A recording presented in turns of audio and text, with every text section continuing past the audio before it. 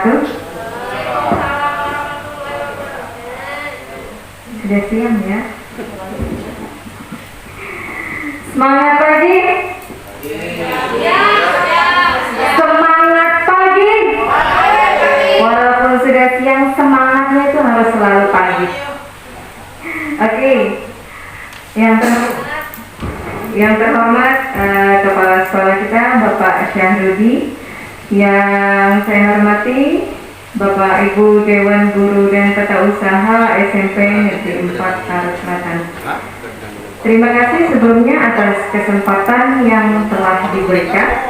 Oke, pada kesempatan kali ini saya akan mensosialisasikan untuk ini tentang budaya positif, yang mana di sini adalah membentuk keyakinan atau kesepakatan kelas dan bagaimana mengenali posisi kontrol kita sebagai guru. Nah, budaya positif ini merupakan salah satu bagian dari Merdeka Belajar, yaitu membentuk profil pelajar Pancasila. Oke, mungkin ada yang pernah mendengar apa itu budaya positif? Corona. Itu lagi hot ini. Ada yang pernah mendengar tentang budaya positif? Sebenarnya tahu, saya yakin. Budaya positif. Saya tuh pernah dengar Bu Septi itu juga pernah pada saat pagi anak-anak dikumpulkan, itu pernah memberikan pengarahan seperti itu tentang bagaimana membudayakan hal yang positif. Iya, pernah ya, saya beringat pernah Bu Septi juga pada saat pagi anak-anak dikumpulkan itu memberikan pengarahan. Jadi sebenarnya kita semua sudah tahu apa yang sedang digalakkan sekarang ini, Merdeka Belajar sekarang ini. Sebenarnya semua paham dan semua pasti sudah melakukan. Hanya mungkin bagaimana poin-poinnya, penjelasannya, apa sih yang tujuan dari Merdeka Belajar itu. Nah, ini salah satunya itu tentang budaya positif. Apa itu budaya positif? Di sini dilihat budaya positif. Ini ada yang saya kasih tanda merah. Nilai-nilai, keyakinan-keyakinan, dan kebiasaan-kebiasaan di sekolah yang berpihak pada murid. Nah, yang di sini sekarang kita canangkan adalah bagaimana kita berpihak pada murid, agar murid dapat berkembang menjadi pribadi yang kritis, penuh hormat, dan bertanggung jawab. Sekarang saya tekankan di sini ada nilai-nilai, ada keyakinan, ada kebiasaan-kebiasaan. Jadi sebenarnya polanya seperti ini Bapak Ibu. Nilai-nilai, kita tahu nilai-nilai apa yang baik atau positif. Sebenarnya seperti misalnya nilai berbudi pekerti luhur, bersikap santun, itu kan sebuah nilai ya, bersikap santun. Nah, dan dari nilai itu misalnya nilai misalnya kalau dari agama misalnya ya, harus tentang bertakwa kepada Tuhan Yang Maha Esa. Nah, kemudian keyakinan apa dari nilai itu? Keyakinan apa? Apa yang kita yakini tentang nilai yang berlaku itu? Jadi apa yang kita yakini? Setelah apa itu sudah kita yakini, maka akan muncul kebiasaan-kebiasaan. Oke.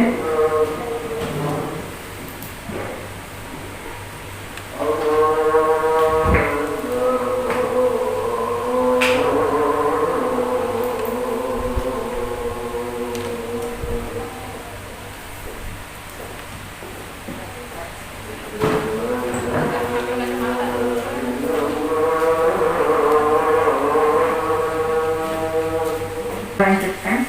Jadi di sini di budaya positif ini tadi ada nilai, kemudian ada keyakinan, dan akhirnya akan menjadi kebiasaan. Nah, dari sinilah apa itu budaya. Jadi ada nilai, ada keyakinan, kemudian ada kebiasaan. Sebelum itu menjadi kebiasaan, otomatis itu harus kita yakini terlebih dahulu. Apa yang kita yakini harus sesuai dengan nilai-nilai yang ada di dalam masyarakat.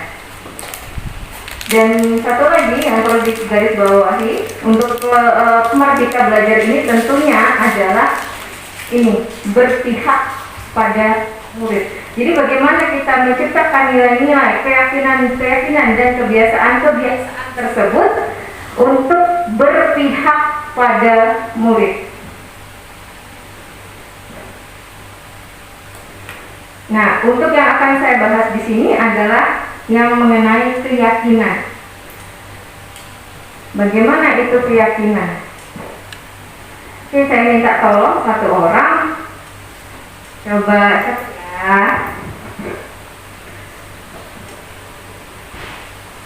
Bu Ham ya, Bu Ham. Minta tolong Bu Ham. Oke, cobalah buka. Oke, seperti ini. Ini diilustrasikan seperti ini. Saya menyerahkan nih kepada Bu Ham, ini ada sesuatu. Kemudian Bu Ham menggenggam itu, ya. Bu Ham menggenggam. Sekarang tetapkan di diri Bu Ham, yakini kenapa Bu Ham ingin menggenggam ini. Nah, kemudian selanjutnya guru-guru yang lain coba bagaimana caranya merayu, entah itu dengan rayu, itu entah dengan memaksa atau dengan cara apa supaya Bu Ham ini mau membuka kepalan tangannya. Apa yang ada, ingin melihat apa yang ada di kepalan tangannya. Ya, kalau Bu Ham merasa alasan misalnya mereka lakukan itu memang Bu Ham akhirnya mau membuka, silahkan buka. Tapi kalau Bu Ham tidak mau, tetap pertahankan apa yang Bu Ham yakini itu. Ya. Oke, sekarang dimulai. Siapa yang mau mencoba duluan? Boleh berupa rayuan, paksaan, atau bagaimana caranya? Ya, coba. Oke, Bu itu. Coba. Oke, Ibu mau bagaimana supaya Bu Ham mau buka? Gak mau.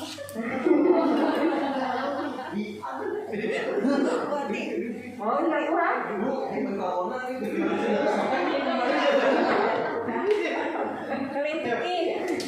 Kelitiki bakal.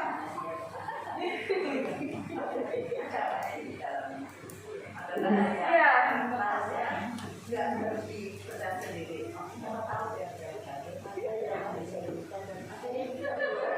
Oke.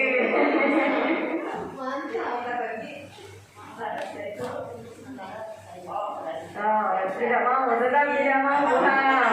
Oke, ada lagi yang mencoba. Ayo silahkan. Siapa yang mau mencoba agar bagaimana Bu Ham membuka genggaman tangannya? Bu Sri mau mencoba, Bu Sri? Ayo dong coba Bu Sri. Ayo Bu Sri. Ada yang ingin mencoba dengan metode lain? Bagaimana caranya agar Bu Ham ini mau membuka kepalan tangannya? Bapak-bapak, Pak Agus, Pak Azhar, Pak Rodian, ayo.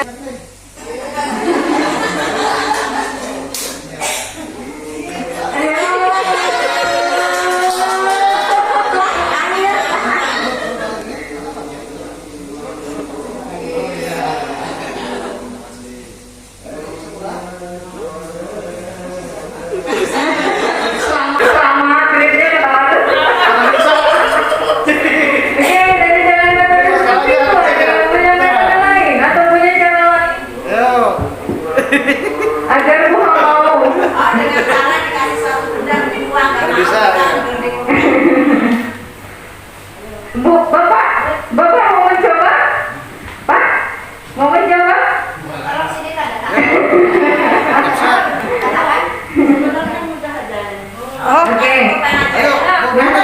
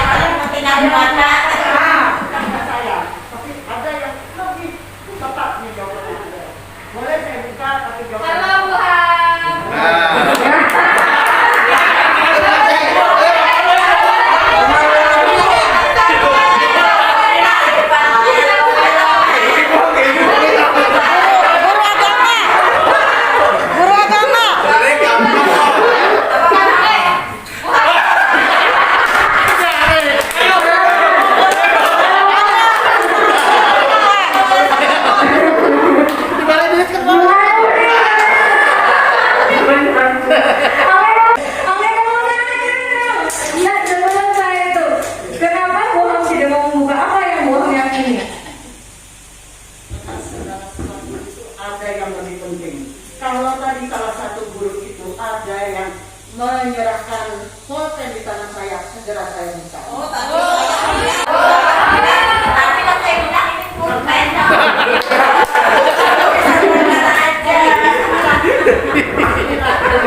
Di sini. Kalau uang bisa dicari. Iya. Kalau Bapak tadi minta sari masih belum. Kalau ada Ini masih belum. Kenapa? Ada mau utamakan kerja terlebih dulu. Cek. Kerja banyak uang untuk kuliah kalau mau kuliah. Oke, terima kasih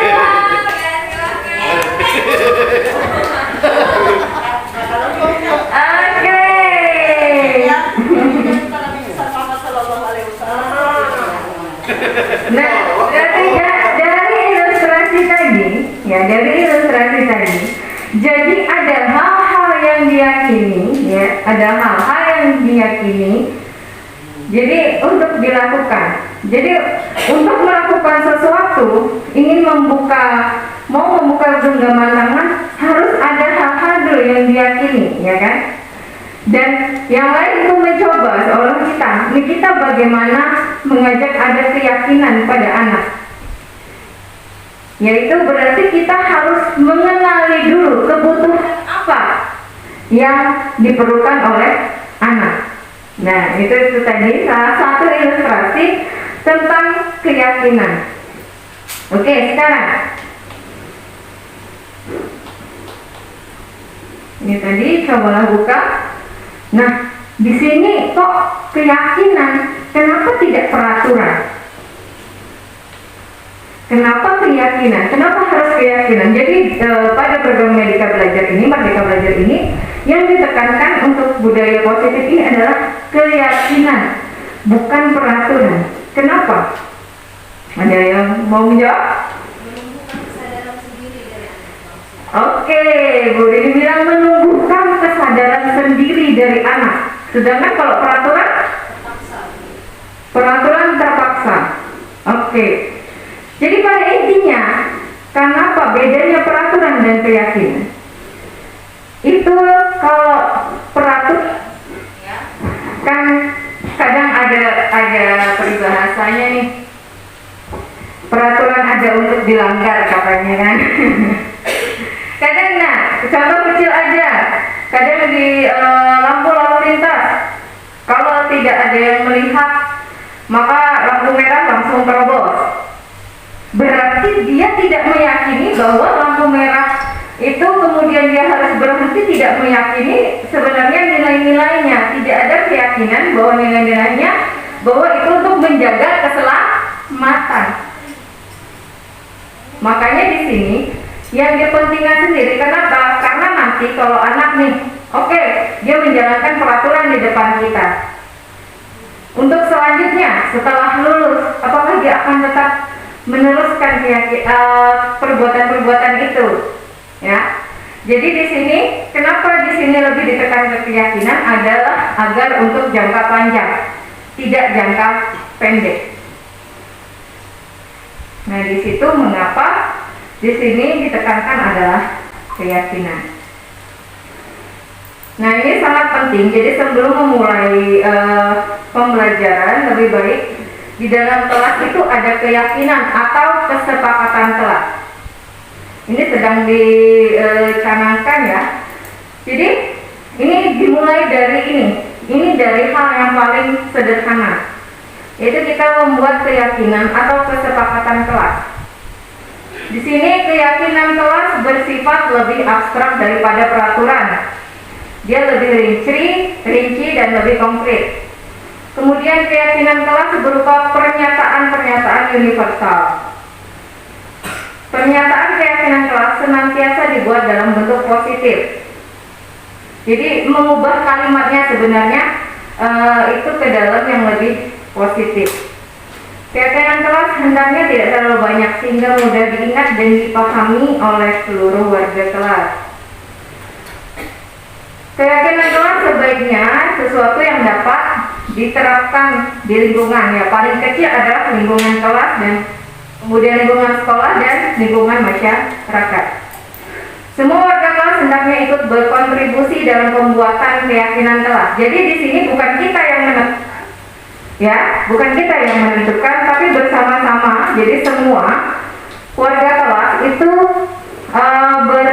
berkontribusi. Dia curah pendapat apa saja, keyakinan, nilai-nilai pada keyakinan itu yang hendak dicantumkan di kelas, yang hendak diterapkan di kelas.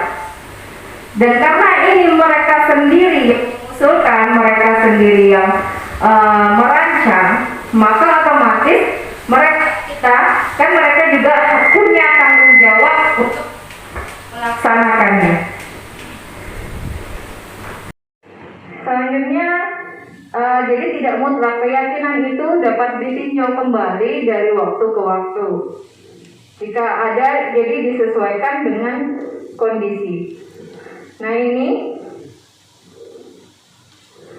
salah satu contoh bentuk kesepakatan kelas saya di kelas matematika. Jadi di sini ada musyawarahnya, ya, anak sendiri yang memimpin.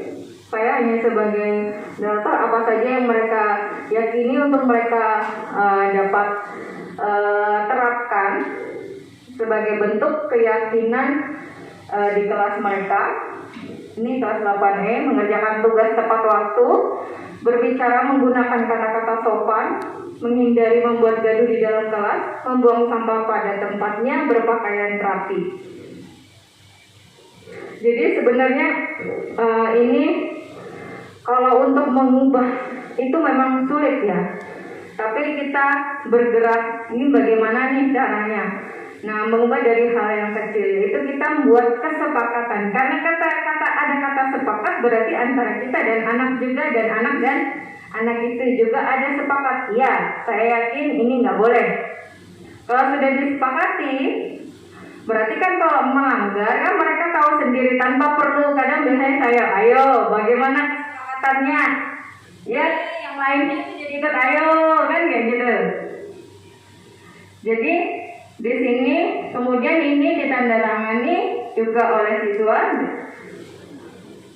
Jadi mereka sepakat itu untuk diterapkan. Oke, itu tadi tentang keyakinan atau kesepakatan kelas. Ada yang ingin mungkin atau ingin mengemukakan pendapat atau ada hal lain? Oke, Bu Ham. Terima kasih. Assalamualaikum warahmatullahi wabarakatuh. Banyak dari pembahasan tadi bagus sekali. Tadi saya garis bawahi. Yang pertama adalah nilai-nilai, yang kedua keyakinan, dan yang ketiga kebiasaan di sekolah yang berpihak kepada siswa. Apa tujuannya?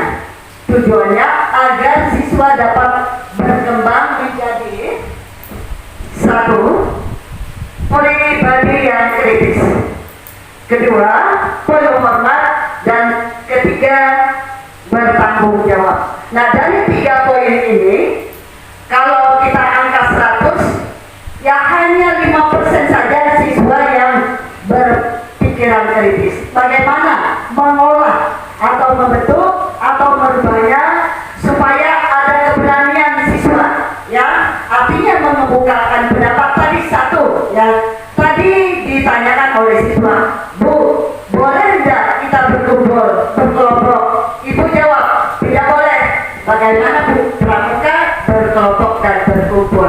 Nah itu sedikit saya contohkan, ada sedikit kritisnya, tapi hanya segelintir saja yang berani. Demikian, terima kasih. Assalamualaikum.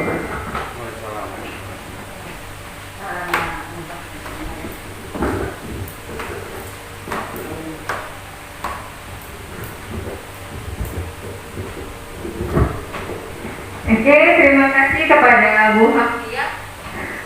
Ya, itu memang menjadi polemik ya. Memang sangat menjadi polemik bagi kita semua. Makanya di sini akhirnya dicanangkan adalah bagaimana kurikulum Merdeka Belajar. Jadi itu maka ada dicanangkan lagi guru penggerak.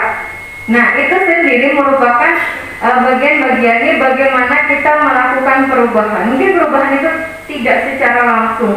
Kenaikan misalnya 1% pun akan sangat berharga. Ya, perubahan ini tidak mungkin akan berubah secara instan. Yang pertama yang mungkin tadi ini kita mulai dari, kalau saya mulai kita mulai dari diri kita sendiri sebagai guru. Kita bagaimana memposisikan diri kita ini sebagai apa? Nah, nanti di sini ada berbagai posisi kontrol. Jadi kita mengidentifikasi nih, oh kita ini sebagai apa di posisi kontrol ini, sebagai apa. Nah, yaitu tadi dimulai dari diri kita sendiri, baru kita, makanya di sini ada berpihak pada murid. Mungkin kadang karena selama ini mereka akhirnya diam, jadi takut, gitu. Nah, bagaimana? Nah, kemudian nanti ada ada dia namanya pembelajaran berdiferensiasi, itu juga ada. Nah, itu kalau untuk mengungkapkan pendapat, jadi kita tidak memaksakan anak. Anak itu bukan kertas kosong, lahir itu bukan kertas kosong. Jadi menurut Ki Hajar Dewantara, anak itu terlahir bukan sebagai kertas kosong, tapi sebenarnya sudah ada tulisan-tulisannya, lahir dengan kodratnya masing-masing.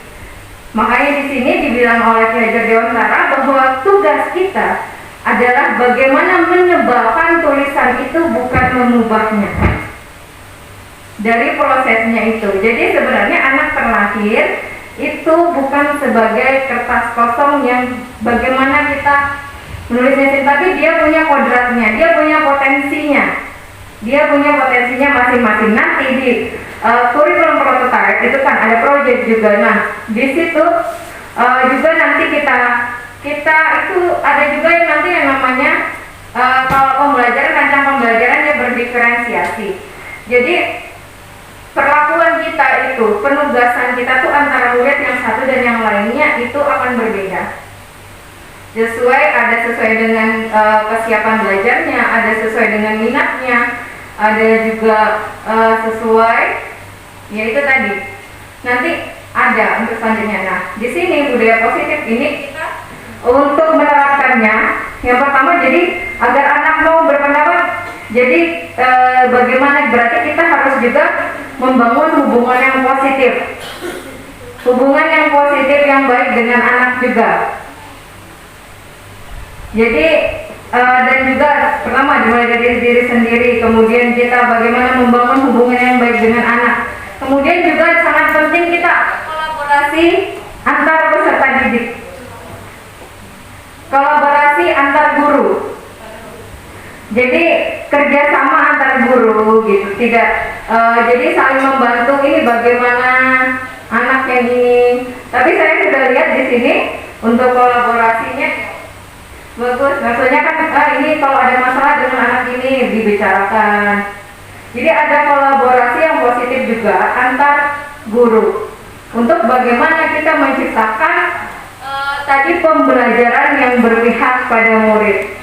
Itu Bu. Jadi mungkin ini PR kita bersama-sama, bagaimana kita ini ingin menciptakan murid seperti ini. Apa yang mau kita lakukan? Ada tujuannya, ada visinya, ada tujuannya, ada langkah-langkahnya, kemudian ada aksi nyatanya. Bagaimana? Bu Ha? Ditanya. Udah jelas itu. Kalau mau ke Nggih.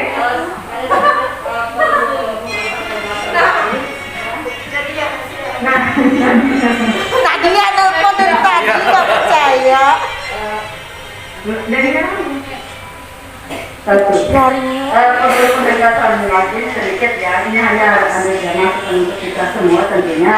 Tadi kata Bu Eka, kalau kita melihat dari Ki Hajar Dewantara, ya itu kan kita manusia itu sudah ada tulisannya. Jadi kita tinggal menebalkan. Artinya apa? Manusia itu sudah ada pada kodratnya.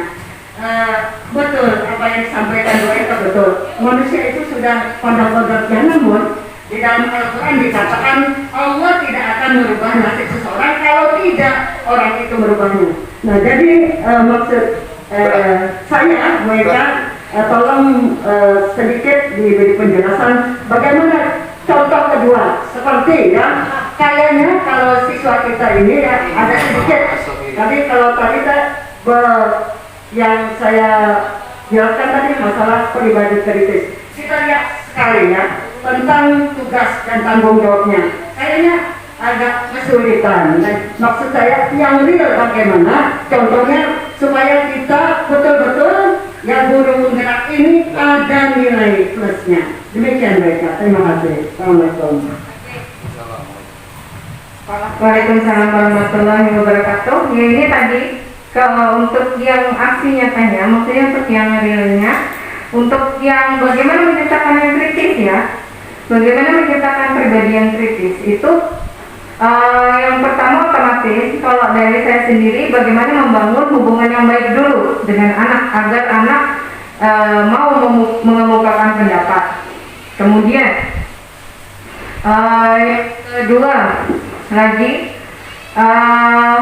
ya ini kita menciptakan bagaimana pembelajaran yang bisa mengembangkan mereka bagaimana mereka mau mengemukakan pendapat ya.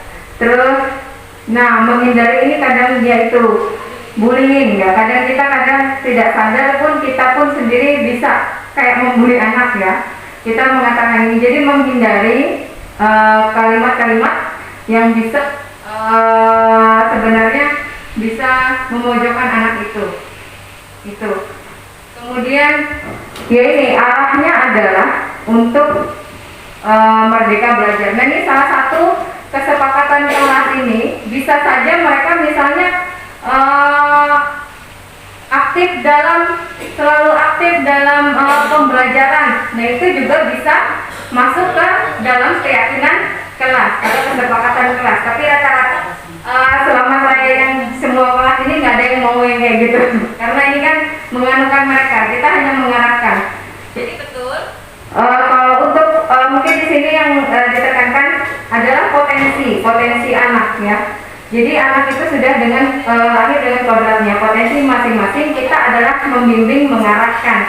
Nah itu bagaimana kita membimbing dan mengarahkannya. Kalau sudah saya bilang di sini sudah banyak budaya-budaya yang berkembang, kayak misalnya sholat duha berjamaah, terus sholat zuhur itu salah satu bentuk salah satu bentuk profil pelajar Pancasila.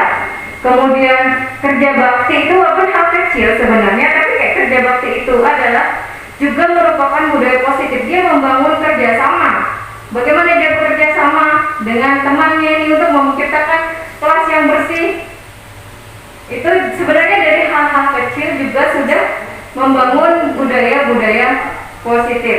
Jadi kita mulai dengan hal-hal seperti itu, tapi sebenarnya itu berdampak besar. Jadi bagaimana itu ya kita bagaimana bersama-sama. Kemudian ini kesepakatan kelas ini juga merupakan salah satu hal yang lumayan fondasinya ya. Kita bagaimana menciptakan fondasinya, yaitu salah satunya dengan membuat keyakinan kelas atau kesepakatan kelas terlebih dahulu.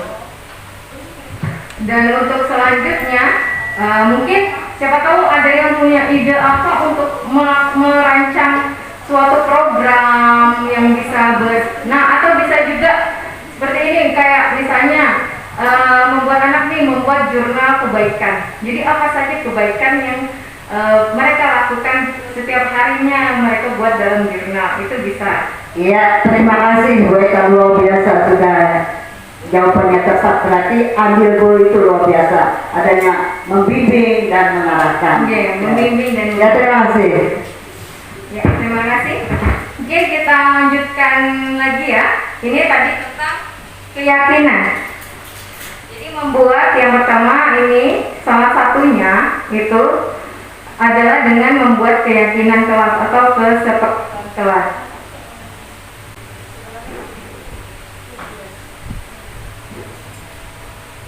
Dilanjut ke posisi kontrol.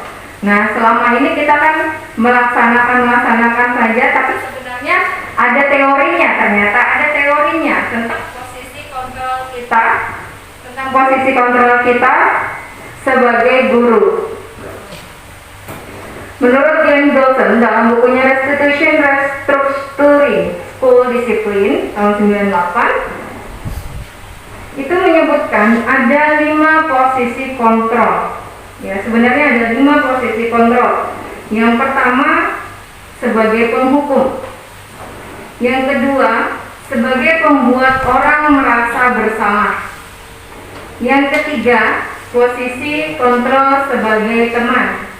Kemudian yang keempat sebagai pemantau dan yang kelima sebagai manajer. Jadi ada 5 posisi kontrol di sini.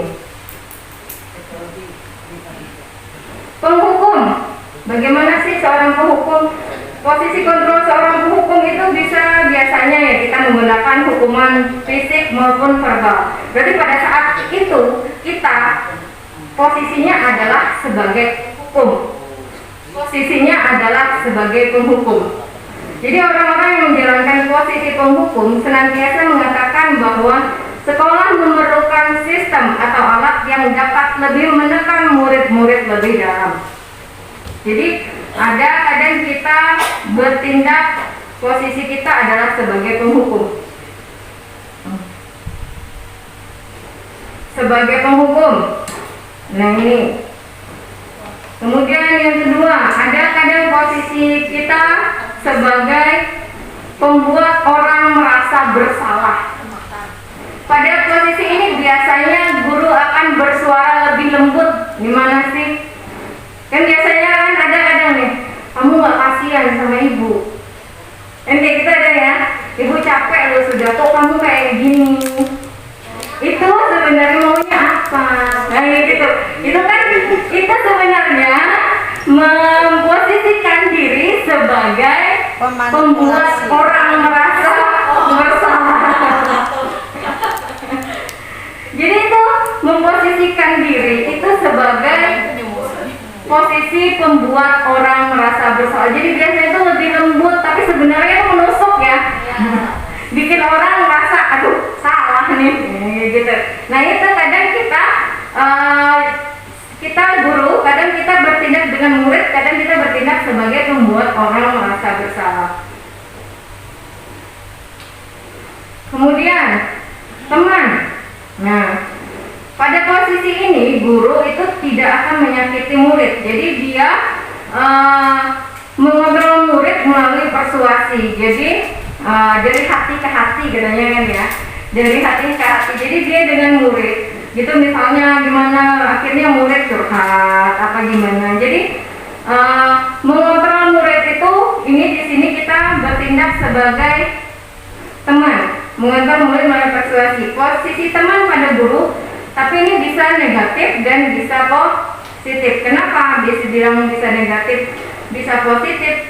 Positifnya ya murid akan lebih terbuka dengan kita, kemudian akan menerima kita pada saat pembelajaran. Karena kan kalau untuk belajar gak usah murid kita aja kan, kadang kita perlu suka dulu deh dengan orang itu, karena kita kan baru mau menerima nih, baru bisa mau mendengarkan. Nah di sini itu positif. Negatifnya melunjak siswanya. ya bisa itu melonjak. Kemudian bisa juga pada suatu saat kan kita tidak selalu akan membela anak itu kan, kita tidak akan itu. Kadang kita bisa sebagai teman, kadang kita juga bisa sebagai penghukum. Jadi pada saat kita tidak lagi menjadi teman mereka, mereka akan merasa kecewa, sakit hati. Nah sebenarnya ini kadang pujian kayak di kelas itu ya, kadang pujian itu bisa positif bisa negatif. Positifnya anak menjadi semangat. Negatifnya di suatu waktu kita tidak memuji dia, kita memuji yang lain, dia akan merasa kecewa. Gak usah di suatu waktu, di saat itu juga dia merasa bahagia dipuji, sedangkan teman yang lain yang dipuji akan merasa kecewa. Itu terus, dia terus. Nah ini kan dengan tidak lain kita ada berpihak secara tidak sadar. Nah, itu jadi sebenarnya ada positif dan ada negatif. Nah sebagai teman pun ada negatif dan ada positif. Nah negatifnya juga bisa tadi nanti kadang anak-anak melunjak. Nah pada saat anak-anak misalnya melunjak, kita posisikan lagi diri kita sebagai apa. Jadi ini tidak harus terus kita berada pada satu posisi. Kolaborasi berarti. Bisa, iya. Antara beberapa Ya bisa. Ini sebenarnya disesuaikan dengan kondisi. Tapi untuk Merdeka Belajar lebih ditekankan ada satu posisi yang lebih ditekankan untuk dilakukan kita sebagai guru. Nanti habis belum nanti yang terakhir. Nah ini posisi sebagai teman. Sebenarnya kan secara tidak sadar posisi-posisi itu kita lakukan, cuma tidak kita klasifikasikan kita ini sebagai apa. Tapi sebenarnya ini, dan di sini perlunya kita menyadari apa posisi kita agar kita tahu bagaimana ini kita bertindak. Nah, bagaimana kita tadi memenuhi kebutuhan murid. Ini sebagai teman. Ada lagi sebagai pemantau. Pemantau ini otomatis dia pengawas ya. Dia pengawas. Ada juga sebagai pemantau. Memonitor berarti mengawasi. Pada saat kita mengawasi, kita bertanggung jawab atas perilaku orang-orang yang kita awasi. Biasanya kalau kita pemantau berarti kita bertindak berdasarkan peraturan-peraturan dan konsekuensi. Misalnya, terus ada data atau fakta nyata yang dilakukan. Misalnya datanya. Nah di sini misalnya sebagai pemantau, jadi kita mengawasi dan murid nih. Terus bisa kita melihat apa yang kamu lakukan. Nah ini gitu kan. Kenapa kamu berpakaian tidak rapi? Ayo, kenapa tidak memasukkan baju ke dalam? Kita memantau berdasarkan peraturan. Jadi pada saat kita mengawasi, kita bertanggung jawab atas perilaku. Jadi kita ada pengawasan. Nah, di sini berarti kita posisinya adalah sebagai pemantau. Jadi kita berdasarkan pada peraturan-peraturan dan konsekuensi. Jadi berpegang pada nilai-nilai yang ada. Ini sebagai pemantau. Dan biasanya kalau di kelas, berarti misalnya kita punya data-data real. Misalnya anak itu sering tidur di kelas. Berarti kita data real. Dia ini udah berapa kali nih tidur di kelas terus. Nah, di situ berarti kan kita memantau anak ini. Kita memantau. Kemudian misalnya nilai-nilainya rendah terus di bawah KKM. Nah itu ada data yang akhirnya kita bisa jadikan acuan untuk kita tanyakan kepada murid. Nah di sini kita sebagai pemantau. Nah ini yang terakhir. Posisi yang terakhir adalah posisi sebagai manajer. Ini adalah posisi mentor, di mana guru berbuat sesuatu bersama dengan murid, mempersilahkan murid mempertanggungjawabkan perilakunya. Jadi di sini ada berbuat sesuatu bersama dengan murid, kemudian mempersilahkan murid mempertanggungjawabkan perilakunya, dan kemudian mendukung murid agar dapat menemukan solusi atas permasalahannya sendiri. Jadi kalau ini di Merdeka Belajar lebih ditekankan untuk posisi manajer, di mana biasanya ini jadi ini gabungan, misalnya kita juga sebagai teman tapi juga kita sebagai pemantau. Jadi ada kita tanyakan, jadi kita persilakan murid mempertanggungjawab perilaku. Kita tanyakan tadi sesuai dengan kita sudah membahas keyakinan, kita tanyakan apakah perilakunya sesuai dengan keyakinan yang sudah ada. Sesuai enggak? Menurut dia sesuai enggak perilakunya? Kemudian kalau enggak sesuai, terus yang mau kamu lakukan apa? Jika ada masalah nih antara dua yang berkelahi, kamu mau bertanggung jawab seperti apa? Kita balikkan dulu, kita restitusi atau kita kembalikan dulu ke anak apa yang mau mereka lakukan, apakah mereka sadar mereka salah. Jadi di sini tapi tetap mengarahkan yang akhirnya akan mendapatkan solusi atas permasalahan tersebut. Nah di sini akan menampilkan video bagaimana itu segitiga restitusi yang mana itu bertindak sebagai manajer. Nah, ini manajer ya. Nah, tujuan akhir dari 5 posisi kontrol seorang guru adalah pencapaian posisi manajer. Jadi di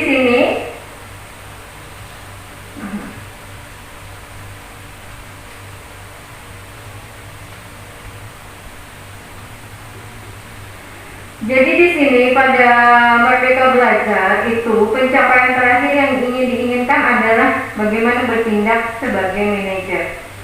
Di mana di posisi inilah murid dapat menjadi pribadi yang mandiri, merdeka dan bertanggung jawab atas segala perilaku dan sikapnya, yang pada akhirnya dapat menciptakan lingkungan yang positif, nyaman dan aman. Ini tujuannya.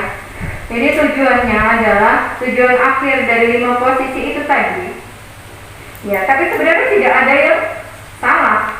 Maksudnya itu posisi kita mana sesuaikan dengan situasi dan kondisi. Tapi untuk Merdeka Belajar yang ingin dicapai itu adalah bagaimana kita bertindak sebagai manajer.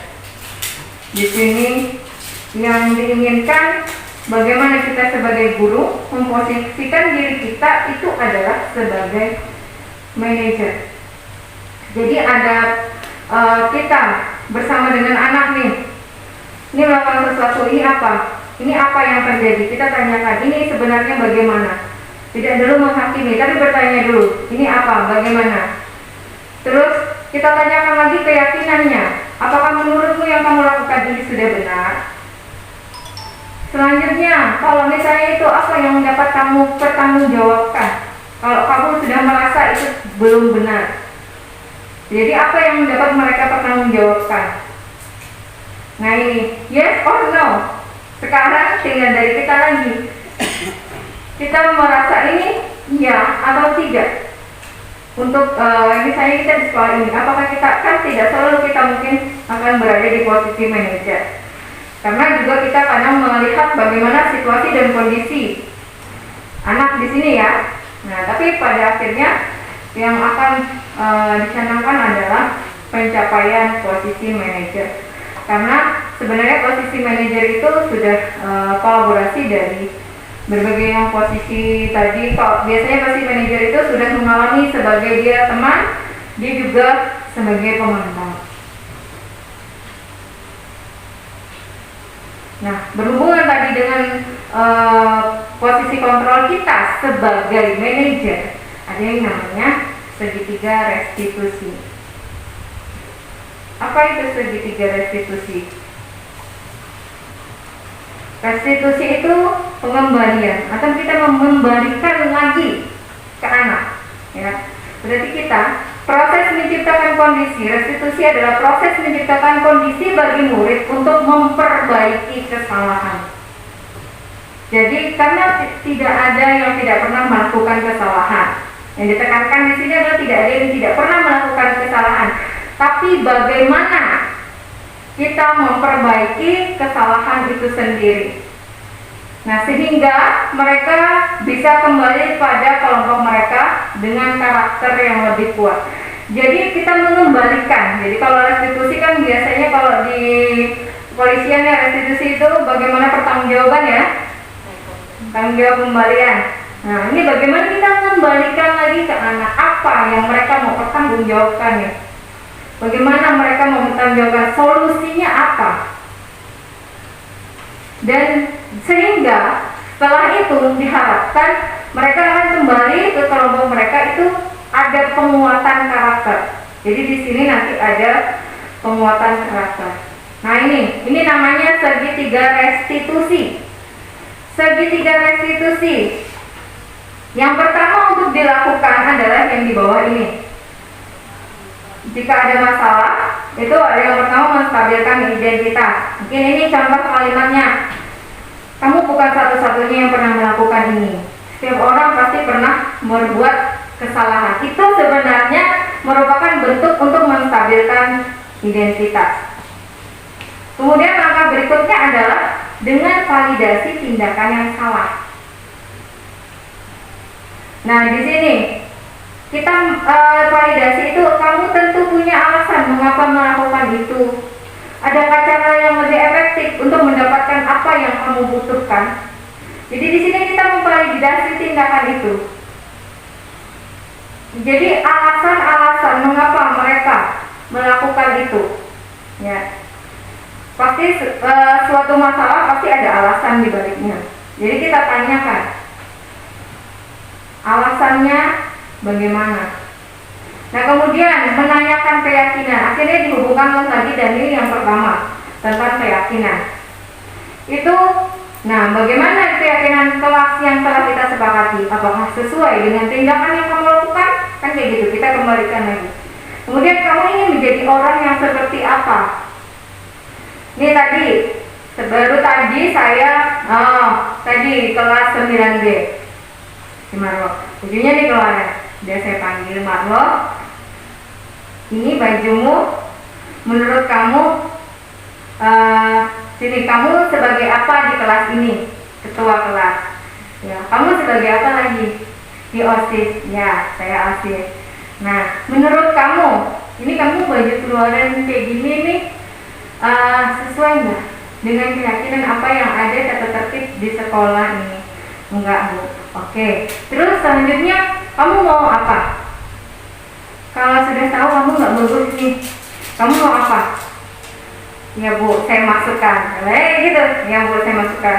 Nah, kamu sendiri punya tanggung jawab sebagai ketua kelas dan sebagai OSIS. Harusnya bagaimana? Ya Bu, harusnya saya. Ya Bu, enggak lagi Bu. Ya Bu, enggak lagi. Ya gitu. Istilahnya bagaimana sih?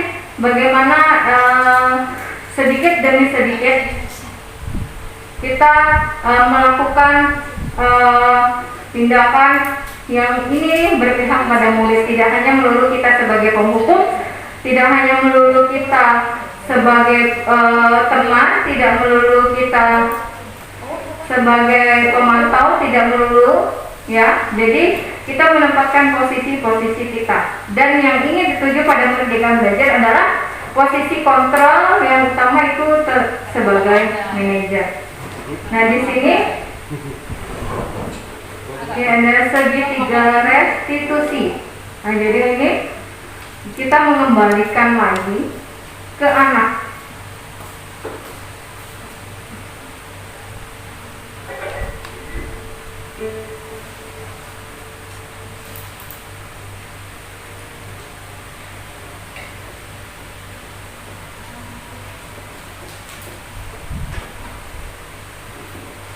Oke, sepertinya pada mengantuk. Sip, bisa berdiri dulu. Oh, lagi makan. Oke.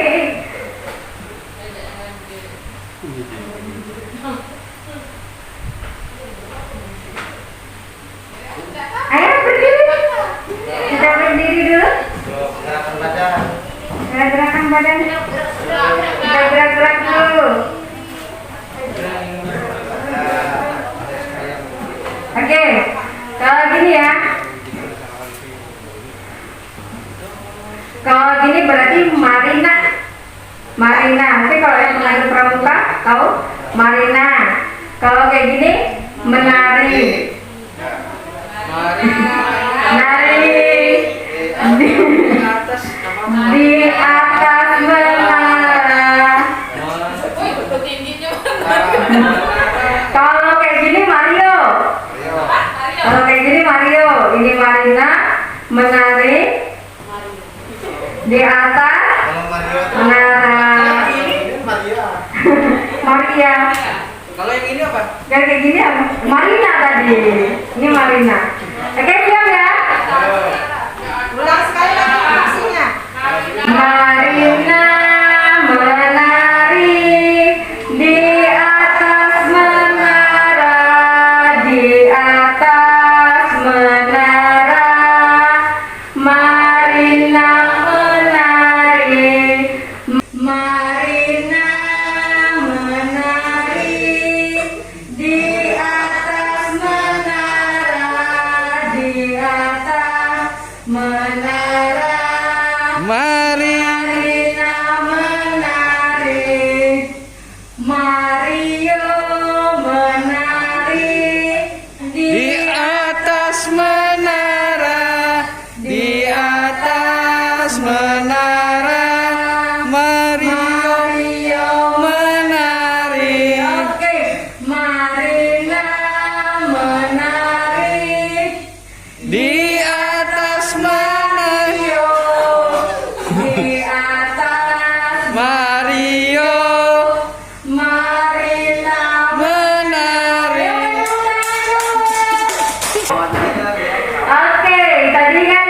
segitiga restitusi.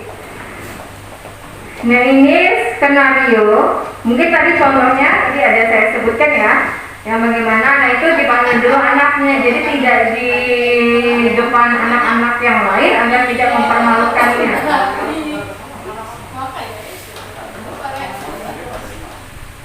Ini mungkin salah satu skenario.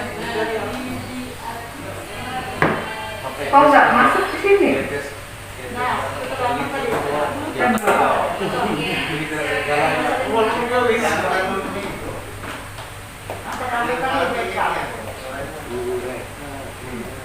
Ini apa namanya? Bio 2. Oh.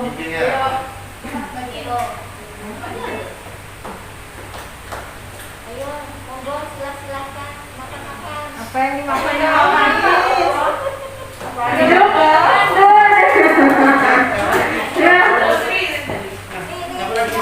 Hujan,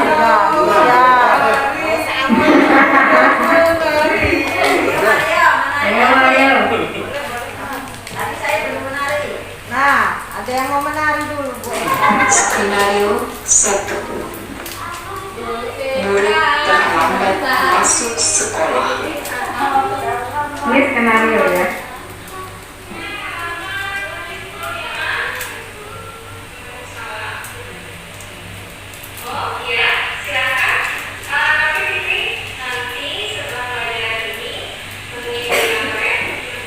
Ini praktik contoh skenario praktek segitiga restitusi.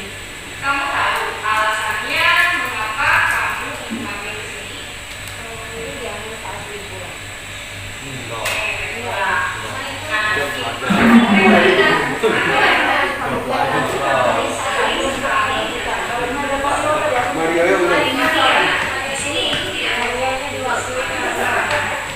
Nah ini dia menstabilkan identitas.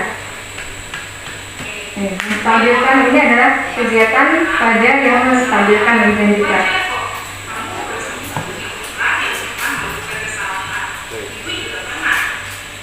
Nah, tapi di sini, nih kamu memiliki kesalahan.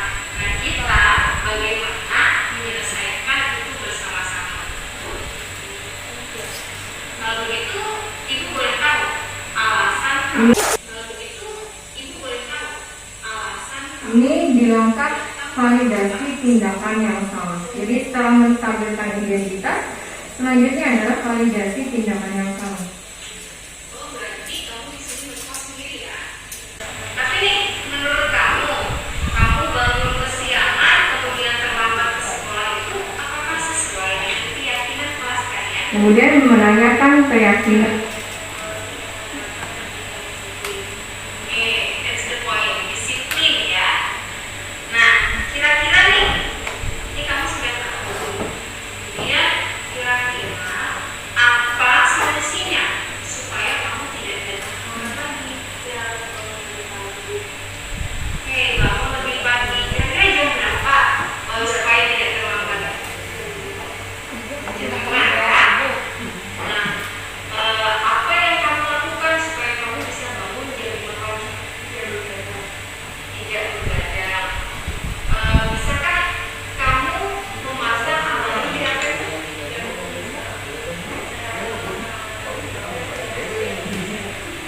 Oke, baiklah. Ibu akan sangat senang sekali jika setelah ini kamu tidak akan datang terlambat lagi ke sekolah. Ya, ibu hargai usahamu dan untuk sekarang silakan kembali ke kelas. Waalaikumsalam. Skenario 2.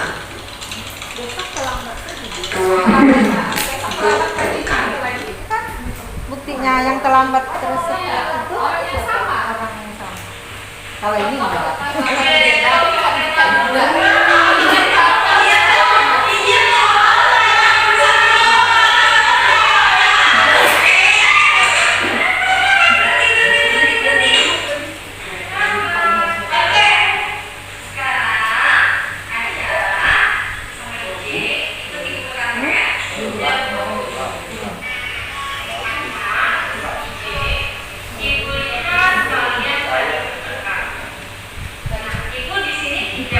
sebenarnya ya seperti memang ada di dalam teori-teori bagi kalau yang guru BK itu pasti mempelajari tentang teori-teori ini.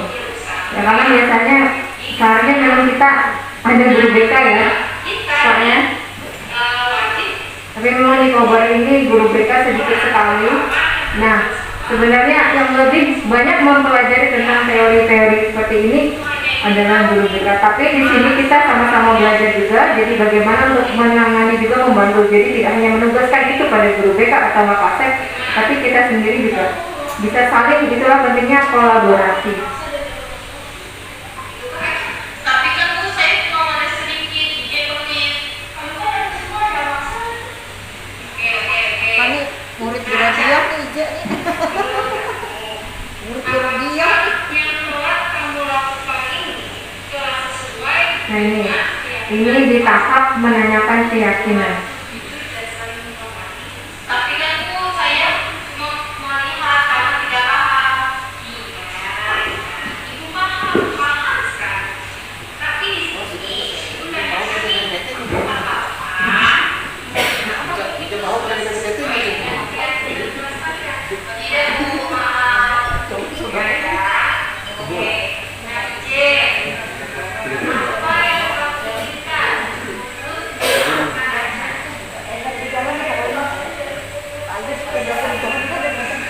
Oh?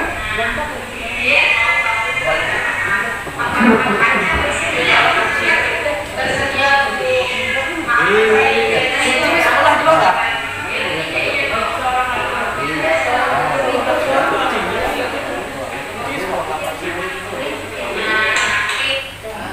Oke, itu tadi seluruh skenario dari yang 3 langkah yang saya tadi paparkan, yaitu tentang menstabilkan identitas, ya. Yang tadi, nih menstabilkan identitas, validasi tindakan yang salah, kemudian menanyakan keyakinan. Ini salah satu dari bentuk bagaimana memecahkan solusi anak, yaitu dengan segitiga restitusi.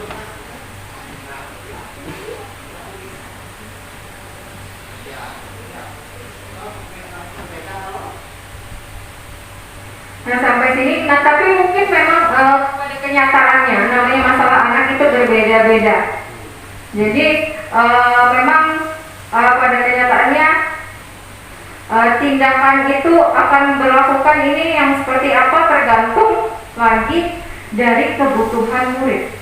Ya, tergantung lagi. Jadi dari situ kita tidak bisa memperlakukan kadang kita menindak sama antar murid yang satu dengan yang lainnya. Itu tadi dikenali dulu bagaimana kebutuhan yang murid. Ada murid yang melakukan kenakalan itu karena dia butuh cinta dan kasih sayang, ada ya. Tapi itu ada bagian dari dasar manusia itu, salah satunya ada cinta dan kasih sayang, itu ada dasarnya teorinya. Kalau yang Rita, kalau yang 8B itu membutuhkan apa? Yang zikir membutuhkan cinta dan kasih sayang juga. Ada salah satunya, ada yang kebutuhan dasarnya kekuasaan, ada. Tidak hanya untuk anak ya. Sebenarnya kita sendiri sebagai manusia itu ada 5 kebutuhan dasarnya. Salah satunya ada cinta dan kasih sayang itu. Ada lagi yang kebutuhan dasarnya adalah tentang kekuasaan. Jadi dia ingin itu bahwa dia yang berkuasa. Ada atau anak yang seperti itu ada. Ada juga berdasarkan kebutuhan bertahan hidup. Jadi semua dia melakukan ini mencari uang karena ini dia ada yang cuma mau bekerja aja kan ada. Jadi itu salah satu kebutuhan dasar untuk bertahan hidup. Jadi macam-macam kebutuhan anak. Jadi penanganannya juga tergantung kebutuhan dan apa yang kesalahan yang dilakukan. Nah ini yang saya jelaskan ini adalah tentang bagaimana posisi kontrol, dan ini salah satu penanganannya untuk sebagai posisi manajer. Salah satu yang dilakukan adalah dengan melakukan praktik segitiga restitusi. Nah ini tadi ada 3 langkahnya: menstabilkan identitas, validasi tindakan yang salah, dan menanyakan keyakinan. Tapi kalau dalam realnya memang perlu adanya kolaborasi ya atau guru, kemudian kepala sekolah, dan juga walinya, juga itu sangat penting. Nah, untuk mengatasi permasalahan yang lebih kompleks tentu perlu adanya kolaborasi. Itu tadi. Ya, sampai sini mungkin ada yang ingin, siapa tahu ada yang punya pendapat atau ada yang kurang jelas dari ini. Jadi di sini bagaimana nih kita menciptakan budaya positif yang berpihak pada murid. Karena kalau menurut saya sebenarnya budaya-budaya positif itu sudah banyak diterapkan di sini. Hanya oknum siswanya lagi kan gitu kan. Pasti permasalahan itu pasti ada. Permasalahan itu pasti ada. Ada? Tidak ada?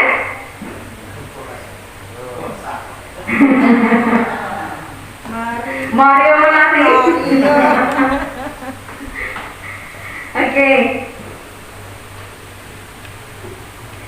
Nah, kata Ki Hajar Dewantara, hidup dan tumbuhnya anak-anak itu terletak di luar kecakapan dan kehendak kita kaum pendidik. Anak-anak itu sebagai makhluk, sebagai manusia, sebagai benda hidup, terlanglah hidup dan tumbuh menurut kodratnya sendiri. Jadi dia punya potensi sendiri yang untuk dikembangkan, yang kita arahkan. Jadi bagaimana kita mengarahkannya? Kita di sini tugasnya adalah membimbing, mengarahkan, mengajar, ya, tapi tidak memaksakan. Kata Ki Hajar Dewantara, anak bukan kertas kosong. Jadi dia lahir dengan kodratnya sendiri, dia punya potensi sendiri. Itu. Jadi kita tidak memaksakan. Makanya yang menjadi nanti polemik di sini, serta sebagai guru kadang adalah nilai berdasarkan KKM itu. KKM ini yang akhirnya membuat kita ada tuntutan nilai, ya kan? Nah, akhirnya untuk memenuhi supaya anak bagaimana KKM ada nanti namanya dia itu perencanaan pembelajaran berdiferensiasi. Jadi anak itu dikelompokkan misalnya sesuai gaya belajarnya, sesuai minatnya, sesuai kesiapan belajar. Kesiapan belajar itu misalnya sesuai dia nih dasarnya sudah sampai mana, misalnya matematika dia sudah bisa tambah kali kurang bagi. Itu berbeda dengan anak yang belum memahami bagaimana ini membagikan. Nah, itu akan berbeda tugas, prosesnya, dan penugasan yang diberikan. Maka semuanya akan mencapai KKM itu, maksudnya jangan sampai ada katanya kan kata itunya jangan ada anak yang di bawah KKM. Sebenarnya seperti itu. Jadi bagaimana supaya anak tidak di bawah KKM. Oke, terima kasih.